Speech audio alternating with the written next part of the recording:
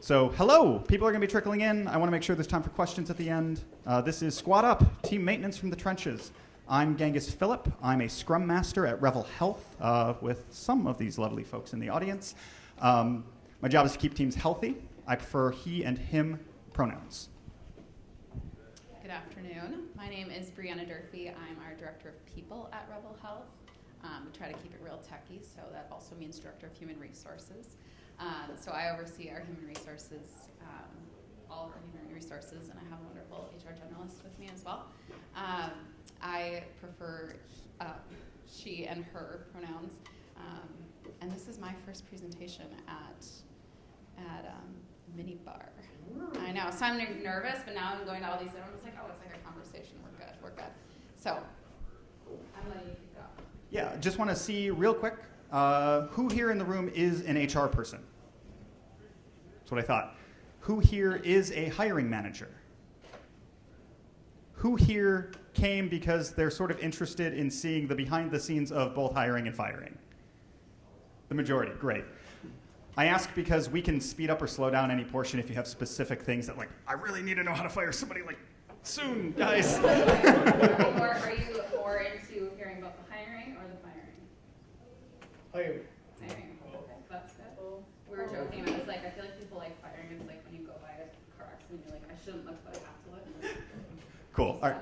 Yeah, we'll keep it balanced like we planned. I just wanted to make sure we didn't have 90% one or the other, and then we can kind of lean heavily towards that. So we'll start with hiring, and we'll move into firing. Please shoot up any questions you have during this. This is not supposed to be like a TED Talk, so I really, really want people to be able to participate.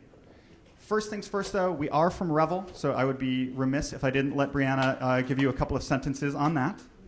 And I know I saw some eye rolls over there. As any Revel employee would know, we start all of our presentations with this screen so that we focus on our mission and our values. So our mission is to make the world a healthier place. We can go into more detail about what Revel does later if you guys have questions.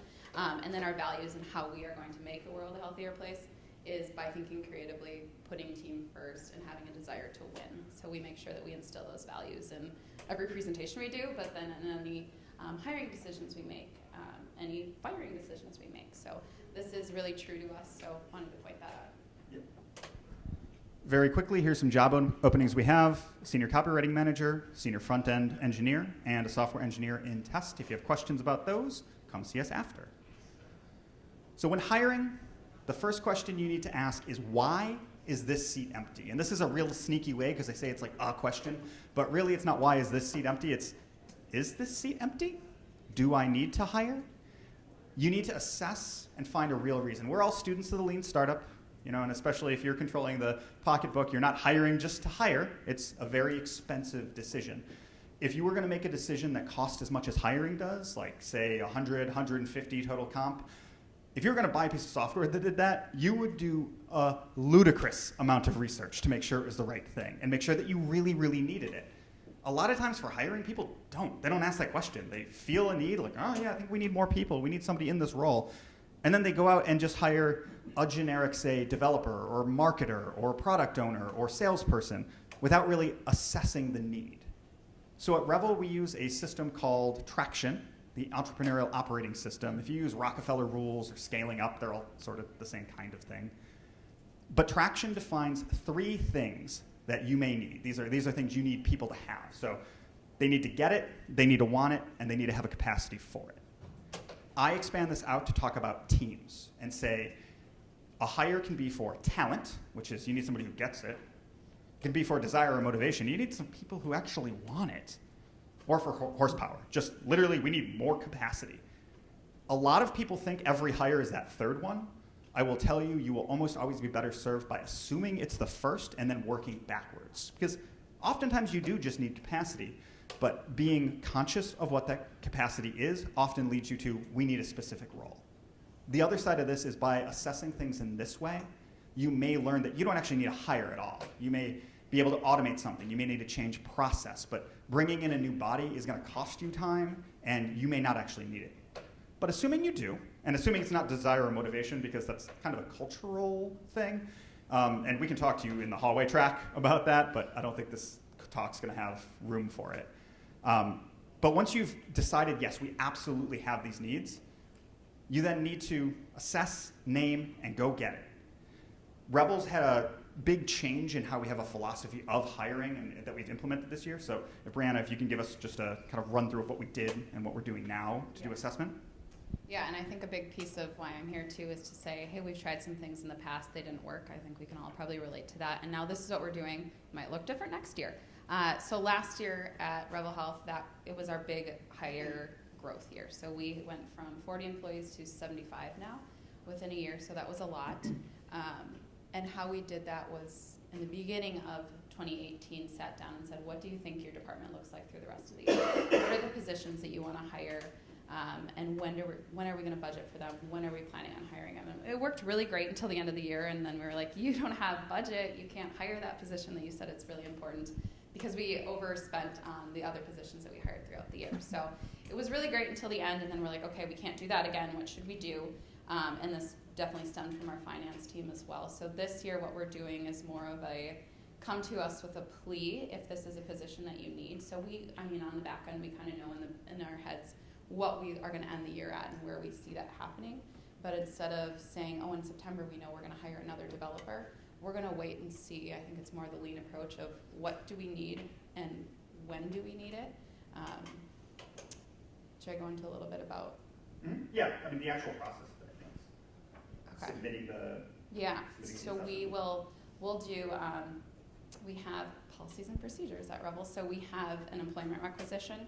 So if a lead or a manager at our company is interested and they're like, I know I need another software engineer, we're just so beyond capacity, what they're going to do is do some research, figure out what their team, is this really what they need, and then fill out this employment requisition. And what that is just telling us what's the importance to Rebel, what is this position going to look like in a year, and then kind of stabbing at a job description. One thing that I think we do good at Rebel is instead of focusing on org charts, we have org charts, but we have accountability charts. So if there's a position on the org chart, it has to have what the roles and responsibilities are behind it. And I think that gets you a little bit faster into, yes, we need this role because I need these 3 things done, and I don't see that on my accountability chart. So the managers probably hate a little bit because they're like, why do I have to go through this? But it makes that process a lot quicker. So I would encourage doing more of an accountability chart than an org chart. So once they've defined that, then they will come to HR and we'll say, okay, we'll work with finance and see if that's right, if that's the right fit. We're still pretty small, so our president will be involved with that. We have a board of directors that wants us to stay lean too, so we make sure that everybody's okay with this decision before we post it. So we make sure that we're assessing it before we're posting it, I think is a big piece, instead of just saying, we need more bodies in here. So things change. We'll see how next year goes. Well, and especially with the growth versus execution cycle, you may actually change how you want to address hires based on what you think your revenue is going to be, what your projections are for how you're prioritizing work. So having a one-size-fits-all, even in one company, probably is not necessarily right. Yeah. So another thing about the responsibilities of the role is this informs an internal job description. So everybody's talking about the same thing when you're mentioning the hire, preparing people for it. And it also allows you to get better job descriptions written, because I've got bad news for every single person in this room. Your job descriptions suck.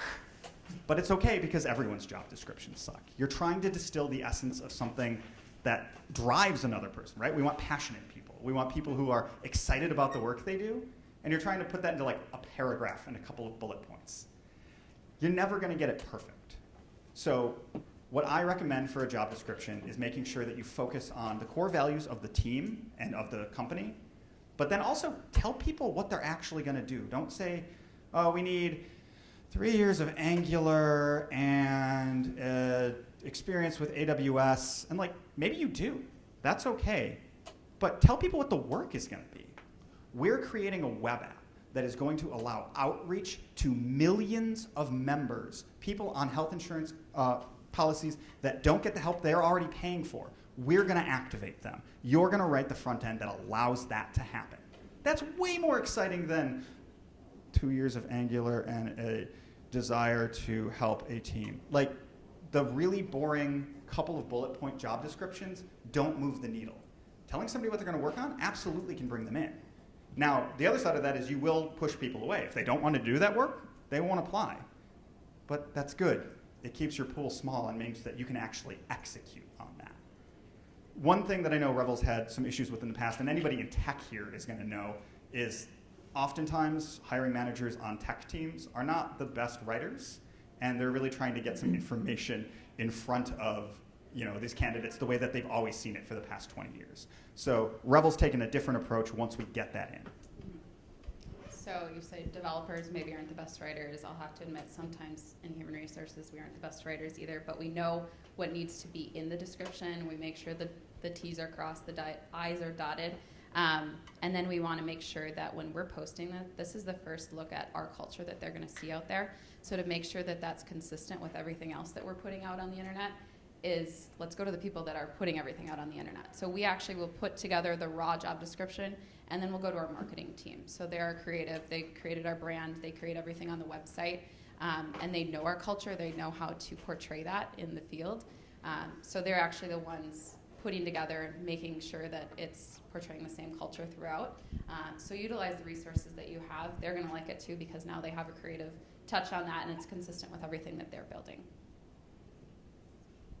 Cool. So once you've got the job description and you know what the role is going to do, my recommendation is to have a job exercise. I've called this a case study in previous gigs. I know that Matt DeCure's conversation earlier was about code examples and code practices. It can be any of those things, but this goes beyond just developers. This can be for marketers, salespeople, whatever. Have something you're going to use to assess their ability to actually do the job. And this doesn't necessarily mean it's something that is going to be a really difficult, super high bar to cross. Maybe it is, but I don't think most roles that there's enough validity behind the practice people are doing to lead to something which is a super hard cutoff. Instead, focus on something which is going to give you real insight into how someone works. Now, I have in the past been a big fan of sending something home with somebody, putting a tight time box on it, 2 or 3 hours, and making sure it's submitted in there.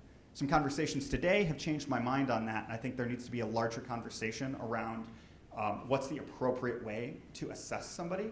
But again, the take home, I'm happy to talk to anybody after this about the rails I've put around that in order to make it a little more fair to the candidate. But know that you are selecting in that case for someone who has the free time in order to do that. The other side of this is if you bring somebody in and you put them on the spot, you're probably selecting for extroverts. So the job exercise is an important part, but is something that does need to be done with care and an understanding of the biases it represents.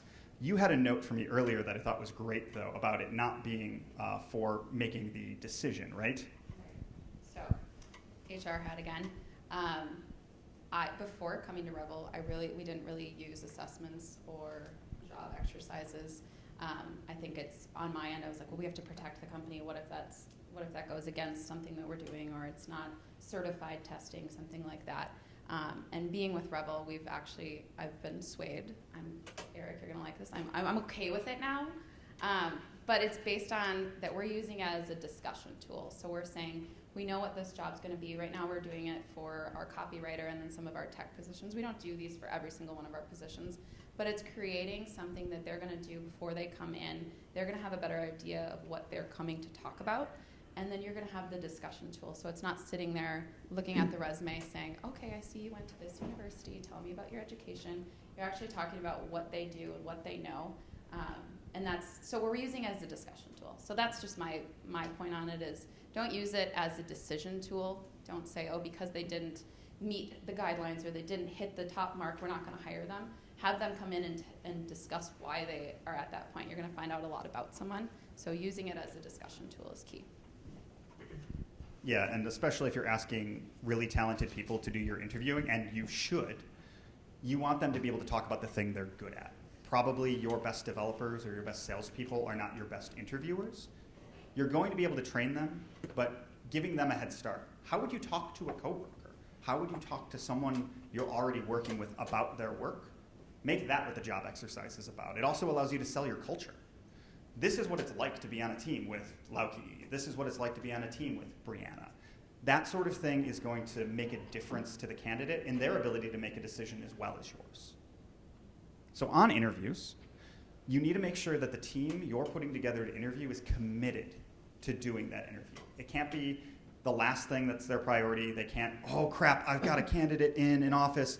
I can't make this meeting. I gotta go run, and then they show up late. That kind of thing kills the candidate experience and doesn't make them feel like they're being cared for.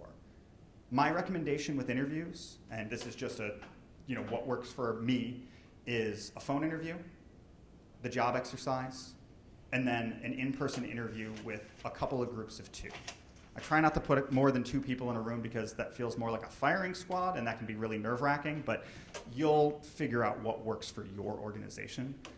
But smaller groups make it feel more accessible to the candidate and less like they're just being grilled all the time. For interview pacing, I tend to think that the phone interview should only be about half an hour. Now, if it's a salesperson or support person, maybe it needs to be longer to get how they are on the phone. But ultimately, what you're trying to do is use each instance here as a gate. The application, the phone interview. Brianna and I disagree on the job exercise being used as a gate. I think it can be if it's a clear misfit. And then the in-person interviews make a decision. We've recently implemented some processes at Revel, I think, which are pretty cool. So I'll give you a chance to. Okay. Perfect. So to make sure that there's alignment and that everybody's on the same page, we make sure for every single position, even if we've already hired 17 software engineers, that there's a pre-interview meeting. So that leader manager has decided who's going to be their interview panel, who's going to be the people that are interviewing that individual, and they're sitting down with someone on the human resources team to decide what are we interviewing for, are we all on the same page with that, what are the big things that we want, what are the priorities out of this, and what does our top candidate look like? If we had our dream candidate, what does that look like? Make sure that everybody's consistent with that on the same page. And I think one of the biggest things that this is so important is because we're not asking the same questions. So I feel like in interviews, you kind of just feel like, oh shoot, who's available? Can you go interview that person? Can you go do that? You're probably asking that poor candidate 6 of the same questions over and over again. And they're like, I literally just told someone this, the last 5 people, the same thing. So you're aligning on who's going to ask what and what the goal is of you interviewing versus you interviewing. One thing that we really do, I think, well at Revel is an assortment of individuals interviewing. So if it's someone on the tech team, it's not just tech interviewing. It's someone on product because they work with product all the time. It might be someone with marketing because they need to know the different pieces there. This is an individual that we're welcoming into our team. We're welcoming into our family.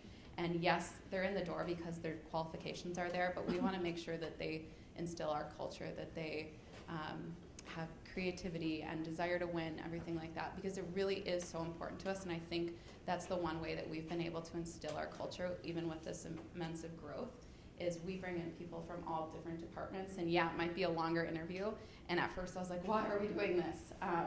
But I really do think that holds true to our culture and that everybody has a say in, I just don't think that's going to be a good fit because this and this and this, and they have that instance. So after the interview, we also have a post-interview meeting where those individuals can say that. This is going to be someone on their team. This is their ownership too. If they have a disagreement or they don't think that this person's right fit for this reason or that reason, this is their time to communicate that.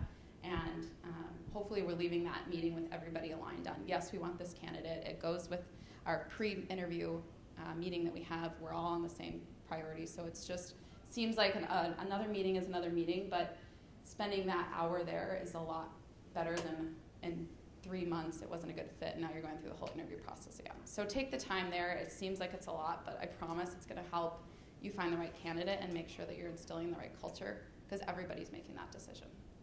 I have a question about that. Yeah. Go for it. There's somebody on the team who doesn't quite feel great about it. Mm-hmm. Is it an automatic no then? The question for the recording is if somebody on the team doesn't feel great about a candidate, isn't it an automatic no? Good question.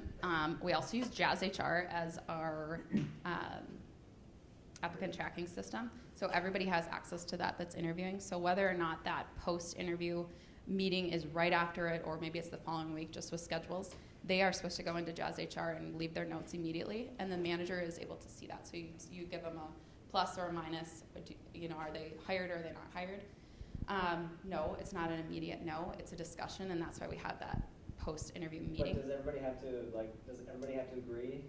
No, at at the end of the session, day, it's or- going to be the manager's decision, but we're utilizing that scheduled meeting so that they can hear all the concerns, Yeah. and if it's a legitimate concern or not. And maybe there is something where it's like, okay, we're going to take a risk with this one and hope it's okay.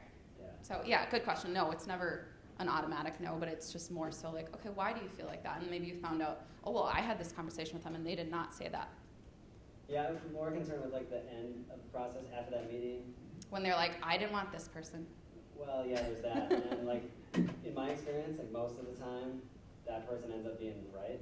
It's like, like whatever they thought was the concern ends up being true. Mhm. Whether or not it's like team breaking or not is. Yeah, and that's a gray area that does Yeah. happen, and then you learn for the next time. Yeah. Actually, so in the longer version of the hiring talk I have, actually do go into this, and the question I ask point blank is, would you still work with this person?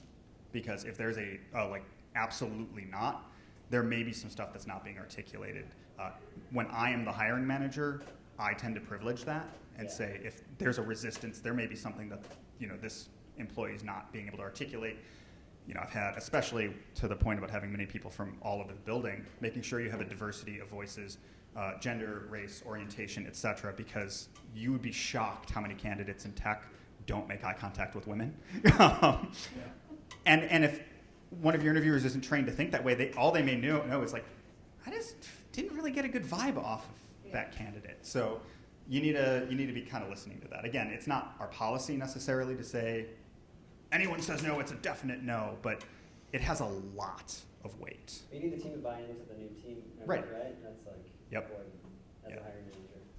You had a question? Yeah, well, I was curious because you say that you have a diverse team. I understand that I'm very much dealing with all this, but that an issue with looking for total buy-in is that you end up with a team that isn't diverse at all. Correct. Because everybody just wants people that are like them. How do you balance those? Do you want to do it? I would say, sorry, just because recently, hello. Going at everyone. Hey. Getting your steps in here. Yes. Sure. So the company I work at, they used to have a policy where if anyone said no, then it was a definite no. And I actually, I had a no before I got hired. So I was the first person that made them rethink their policy. And so now it's like, okay, someone might say no, but now we're gonna all have a discussion about this candidate. Exactly. Yeah, I think that's exactly right. I think we find so many times too that they said no because they heard something like, oh, they want to be in a manager role, but then someone else had a conversation with them and it's like, in the next few years, my goal is to be in the manager role, and just different understanding of what that actually means. So I don't know if that. Okay, pop that. Yeah, and I just think a thing to remember with that as well is when you're assessing what do we need here, diversity is absolutely something that you can require. Like, part of what we want is a more diverse team. And so that can count towards what you want. It's not going against the perceived meritocracy. Diversity is absolutely an asset. There was a session about this right before this that I think makes that point much better than I ever will as a white dude standing up here. But it's okay to hire with that being part of the intent. Matt DeCure said it earlier that if you're hiring only for experience and you say you're hiring for diversity, you are not doing that. You can't possibly do both of those things. You need to have a priority. So make sure the team knows one of the things you're looking for is to make the team better rounded, better able to make decisions. I got a question on that. Go for it. Just because we just recently hired someone, and I just did an HR diversity training on new hiring, and they kind of said the same thing, make sure that is in your mindset and something you're thinking about. But my question was how much weight should that carry in that decision-making process? I might say, yeah, I want to hire this person because they add diversity to the team, and they're within 10% skill set of this other person that doesn't add diversity, so I'll make this decision. But what if that gap is 30% or 40%, and you're like, okay, well, that's less attractive to have on my team as an asset to the team. So There's no absolute answer, and I'm sure you knew that, but you're problematizing it. I think that's the right answer or the right question to be asking. But if you follow Kim Creighton, she'll say that a lack of diversity is a risk mitigation problem. You're going to make wrong decisions for product thing. You're going to have blind spots. To me, a 30% difference might not actually move the needle for me. If it were 50 or 60, we might say okay. But if you're a really homogenous group, diversity is probably going to add more than whatever perceived value you're seeing based on some metric. But again, that has to be a discussion. If you're looking for an Angular 2 dev, or Angular 7 dev, and your choice is between somebody who would make your team more diverse or someone who actually has that skill, I think it's okay to have a minimum level there. But devaluing diversity to me is just a way of giving yourself an excuse not to deal with it. Yeah.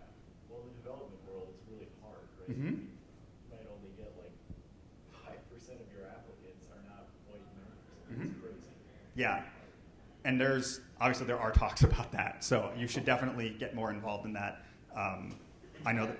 I would just say that it's a problem for everybody. Everybody's thinking about it. Everybody's talking about it. So I think we're all in the same boat. We're not saying we have it nailed down. We're doing it. It's something we talk about all the time. So I think we're probably all in the same boat that it's something that we're thinking, how can we improve on this? So thanks for different talks like that. Yeah. Yep. Diversify your recruiting channels. So I'm going to quickly go through making an offer. We've had some good conversation. I'm glad for those questions in the middle. I think it makes this feel more for the room. So for making an offer, very quickly, verbal agreements are great. You call somebody, you're really excited. Hey, we want you to join the team. They say yes. Cool. Get your offer letter ready right now. Don't celebrate. I once hired a sales guy who signed an offer letter, actually, to a point Brianna made to me earlier. And 2 days before he started, hadn't responded to any of our emails. I called him up and said, hey, what's going on? Can we get what you want your password to be and all that? He said, oh, I took a different gig. What? I've printed out all of this material. We've got a national conference we've told people about. What's wrong with you? Oh, well, this was just a better offer. Were you going to tell us? So verbal offers and even, like you said, signed offers. Yeah, until they're in the door, I don't think they're really there. But the big piece there is to make sure that you've extended that offer. They're already part of your team. So making sure that you're having that communication before they come in the door. And making sure that you're setting them up. What's your first day going to look like? What's this going to look like? So you're starting that relationship prior to them walking in the door. Do you have a question? Not really. It's more so a comment. I didn't notice a noise difference between you holding the microphone and not holding the microphone. There isn't any noise, and it's just for the camera. Oh, I see. Got it. Okay, sorry. Good question. Good to know. Yeah, so I would just say make sure that you're already starting that relationship because then they're going to feel like they're part of the team, and hopefully they'd let you know, hey, by the way, I'm going to actually go work somewhere else. I'm not salty about that, I promise. How many years ago was that? I can give you a date if you want.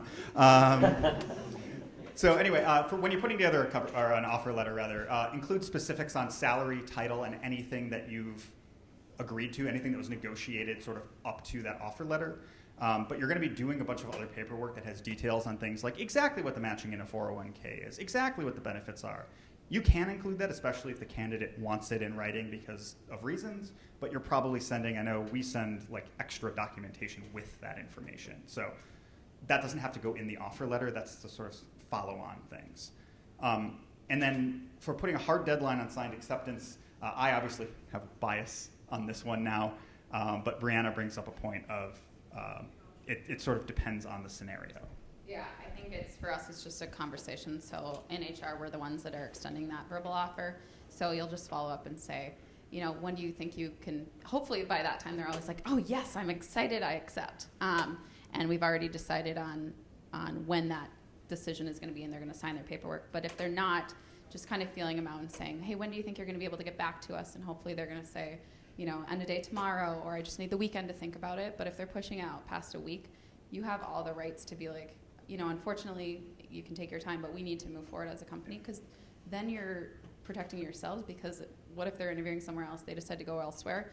You're not giving it too much of a gap for maybe those runner-up candidates. You're not going to be losing them.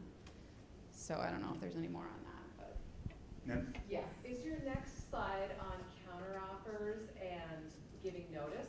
Because I just thought I would give a nod to that. No. In case. So Questions about counteroffers and giving notice. So yeah, I definitely resonate with not celebrating until you have the offer letter signed.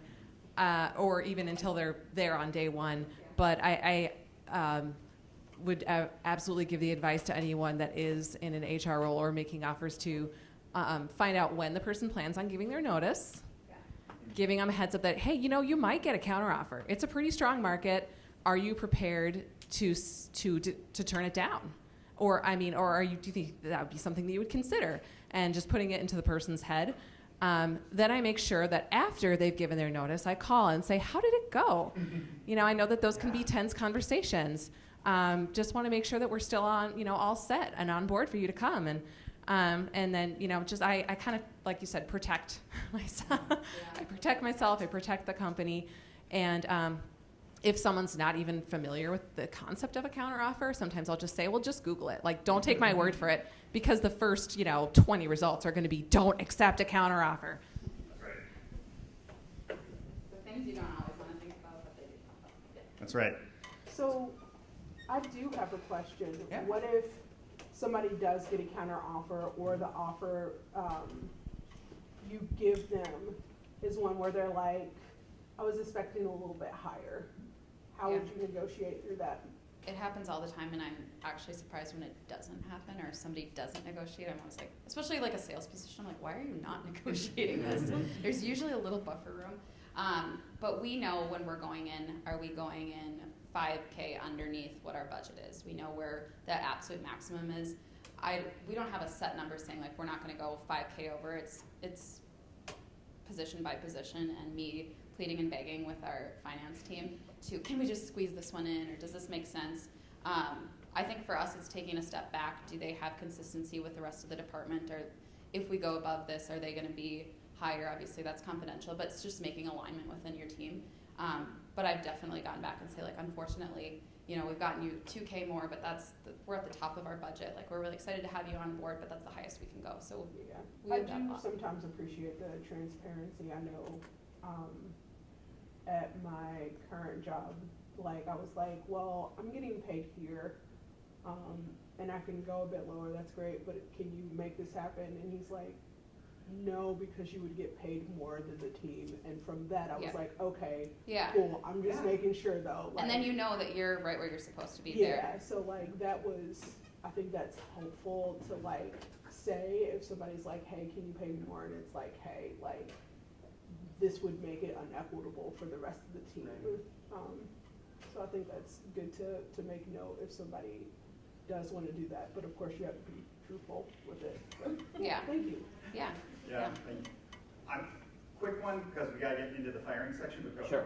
It's really interesting that you have salary, but only at the making an offer stage. So assuming it's not in the job description, when do you start having the conversation with a candidate about salary? Is that up to the hiring manager, or is that Ideally, in my world, it's in that first phone interview. Okay. Yes. With HRs, typically. It's usually typically with HR, because we have that budget right in front of us. Is there any wiggle room? And you can be transparent and be like, that is far over what we're looking. I just don't want to waste your time, waste our time. So we do that in the first phone interview. Yeah, it's about dignity and respect, and we can't hit that. Maybe next time. So very quickly, please reject well. If you've brought somebody for in-person interviews, especially, you formed a relationship with them. At this point, they should trust you. They should like you. They should like your org. If you're rejecting them, make sure you're a human about it. Explain why you liked them. Explain why you went with the other candidate. Offer to reach out to them later and then do it. This is especially true if they're just like your runner-up candidate. They may become your primary candidate if that first candidate, something happens. Yeah. Or if 2 months later something happens, oh God, we need another one of these. You make a phone call, you may save yourself thousands, if not tens of thousands of dollars of recruiting by just making a phone call and saying, hey, we interviewed you last time, we didn't quite have it there for you then, now we do you want in? And you save yourself a crap ton of trouble. Also, even worst case scenario, if you reject well, that becomes your marketing funnel. Somebody finds out, oh, I loved interviewing there. Yeah, you should totally go chase that role that's on their site.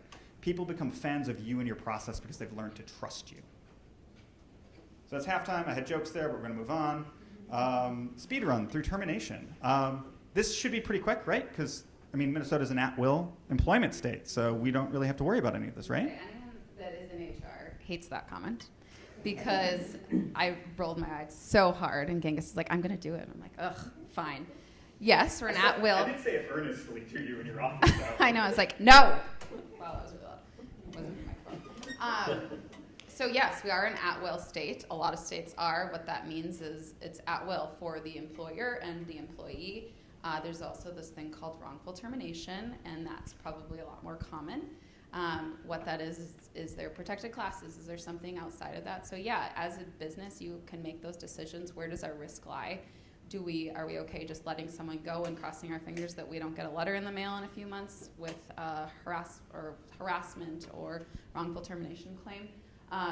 So on my end, with being HR and being there to look for risk and protect the company, we do not follow this. And I think, I don't know if that was my only point here, but just because it's at will, it's really there to protect the employee. The employer needs to be very cautious because there's a lot of things outside of it, whether it's age based. Are they over 40? Could they claim that it was based on age? Could they say it was race? Could they say it was religion? Anything like that. Maybe something that you wouldn't even think that they would come back with, but they could. You need to think about all instances. Yes. So other than the protected class, it's kind of like maybe they might they thinking that you're a good part of the team, or just out of the protected class, they can basically fire you for any reason that you want. They could, but there's still legal issues with that, even if it's not a protected class. Such as what?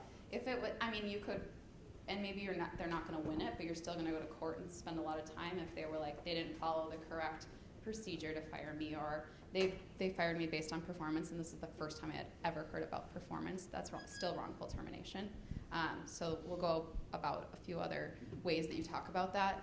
I think it's just, there should never be a surprise. So at will, I always just say it's more of an employee-based thing, if you will. It's just it seems like from like my coworkers' experiences that it kind of like they don't really give you any more notice. Like they basically can't, and that is how in practice is done in corporate America. Yeah, there's probably a lot of companies that do that, and I think they're just mitigating their risk. Like, well, letting go of this person is more of or less of a risk than what we think may come down the pipeline. So that's just a business decision. I think probably at bigger companies, they're like, you know what, well, if that comes, we'll handle it. At ours, that's a big risk for us and not something that we want to take on. So at least in my HR hat, I'm like, no, we're going to make sure we follow all these steps to know that it was not a wrongful termination. So. Two things. Yeah. One, if somebody's embezzling, do you still have to go through a huge process to get rid of them? No, there's obviously things outside of that. Or in a previous company, there was somebody stealing money from the company, things like that. Obviously, that is something that you're going to terminate, but that's against conduct, that's against handbook, that's everything. So that's law. Yeah, that's not going to be wrongful termination. But yeah, you obviously aren't always following these rules. Last question on this. What if you just eliminated a position because you don't want to deal with all of this? Yeah, that's a good one. A lot of managers think that's a really good strategy. They're like, we're going to eliminate this position, and then once they go away in 2 months, we'll be like, okay, we're actually going to hire that position again. With elimination of positions, you cannot hire that position again within 6 months. And you can't just hire that position and call it something else and have the exact same responsibilities.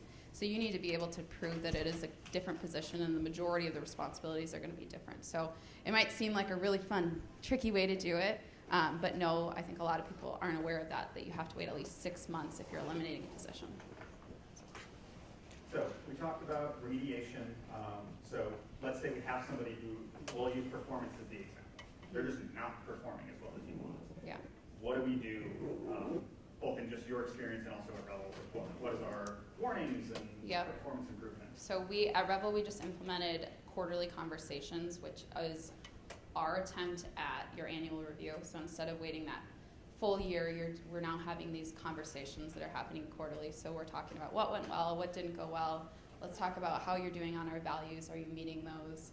Are you plus? Are you plus minus? Are you minus?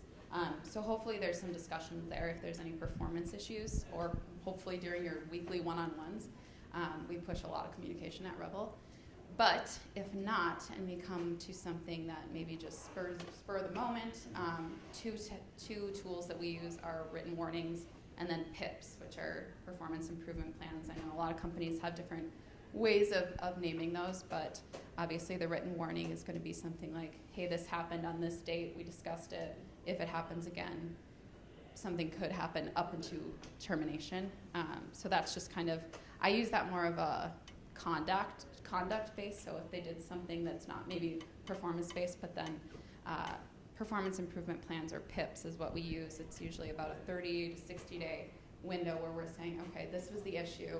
This is how we think that together we can help you improve upon that. We could probably go into so much detail about how to write a PIP and what a PIP means and how you continue to do that, but that is a tool that we use. I think the importance with a PIP, if you've ever written one or been on one, is that yes, it's the employee's responsibility to take that on. It's their role to improve. But as the employer, we're still people and they're still people, and you want to know that they're still on your team, they're still your employee. If you're looking at it at a financial place, they're still on your payroll. And you want them to know that you're there and you want them to improve. So you're making sure that that's set up for continuous conversation and how can we help you do this. I think that's just a big piece. When you hear PIP, someone's like, oh, well, I guess I should start looking for a job because I'm on a PIP. That's, you got to be ready for them to do they that. they definitely could. Yeah, you need to go into it that they could just walk out the door. But I think we do a pretty good job at making sure that, no, this is our approach to make sure that you do succeed, and this is how, together, we're going to do it. Yeah. Anything more on that? I don't think so. Go for it. What happens if you go through the whole hiring process and you think you have a really good candidate, you send them out the offer, they come in the first day of the door, they start working for you, maybe it's 6 weeks in, and there's just a clear lack of skill that is not up to par with that job. Mm-hmm. What do you do from there? I think a lot of people would like to say, oh, there's a 30-day, hit or miss, and we can let them go, but it's still the same conversation we were having before. That can still be. I would still put them on the PIP. When you look in the mirror, that was a hiring mistake, so that's on you. That's your team, and something you can learn from in the future. But clearly, there was lack of training or expectations, or you didn't dig into what you needed to. But yeah, I would still. A lot of documentation. That's HR's favorite word. Document everything. The great thing about, I'm sorry, go ahead. No, you can go ahead, because it's another question. I was just going to say, just real quick on that comment, like the great thing about that is when your team is talking to you in every single one-on-one, why is this person still here? Why aren't you doing anything about it? Right. And the whole time as a hiring manager, you're working on this documentation and these tips, and you're trying to get them through, and it's like, the team can't really be informed about all the steps that you actually are taking until at some point that person is terminated or whatever, and then the team's like, finally, what took you so long? And so I think that there's just blame it on HR. Yeah. Well, I do, yeah. It's easy. You have a question? Yeah. What is the usual time for PIPs? I have always done 30 days. We've done some 60 days too, depending on what it is, or maybe it's a newer position where we're like, okay, well, this is kind of on us too. We need to train more. We need to do that. But I'm typically seeing a 30-day. Yeah. With every week, there's a touch base. Is there any case where you would make it shorter? Shorter? I think you can make it whatever you want it to be. Okay. I think 30 just gives a good time for them to understand what it is. I agree as a person who has been on a PIP. So. Yeah. Same. And I think that goes back to the message of no, we really do. We're going to work together, and we're going to, if you're like, okay, you have a week to improve, you're like, I don't even know what I'm supposed to improve on. It doesn't feel very good. Out of curiosity, are PIPs universal for everybody that's on the same level in terms of hierarchy, or would, let's say, out of curiosity, like a VP that's not performing well, or perhaps is getting feedback from their team members that they're not representing their team well, or et cetera? Is there a difference in how that's handled versus just an individual contributor role? At different companies, it could be. I would push that if it's a performance issue, it's a performance improvement plan for anybody. There might be something like in an agreement for an executive that there's something that maybe it's termed quicker, but outside of that, I like consistency across the board. Let's very quickly tell people, because we Okay. have 5 minutes Oh, yeah, left, sorry. so I want to make sure we get through at least what to do when you need to prep to fire somebody. So super quick, let's go through Super what's quick. happening. I think the biggest thing is just prepare. You are already going to have this horrible conversation, this horrible situation, And the last thing you want to be worrying about is like, oh shoot, did I tell the IT guy that he needs to shut off the access, or did I do this, did I do that? So making sure that you go into this, even if it's the day before, talk to your IT, talk to anyone else, talk to the front desk to make sure that they're aligned and everybody knows what's happening. But then also preparing the paperwork. So I will always make sure that I have a folder that goes in with a very short but sweet, your employment has been terminated effective today. If you have any questions, here's my contact information.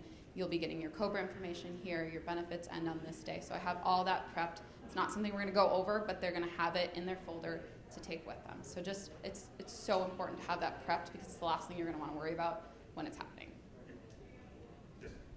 To that note, this is the moment that they now know they need to start keeping receipts. So be very cautious about how you message a firing. Everything else I've talked about is humanity and dignity. You're going to feel like you're being really, really cold when you tell somebody it's their last day. You have to, though, because this is the point where turns of phrase are going to get you in trouble. Be very, very, very specific, be specific on your language and don't hedge. Make a statement. It's a business decision. That's about it. Yeah. I think we're getting kicked out. I do just want to say a note is that you're not the one having a bad day when you fire somebody. So please keep that in mind when you're trying to be a human to them. Have a little empathy. That's really, I think, the biggest point here when firing. Yeah, I would say risk-wise, it's just make sure you're keeping it to the point. They're going to want to ask questions. Why did this happen? When did we do this? They're going to go through all the grief stages. But just as much as you want to be a person, almost this is where you got to be robot and just be like, this is a business decision. Unfortunately, this is the decision we've made. Here's your paperwork. Let's walk you out. I can walk out with you. We can have it prepared, like we have a box if you'd like to pack up your stuff. Otherwise, we can do it for you. Just have all of that set and try not to let them go into this deep dive because they're going to, even though it feels icky.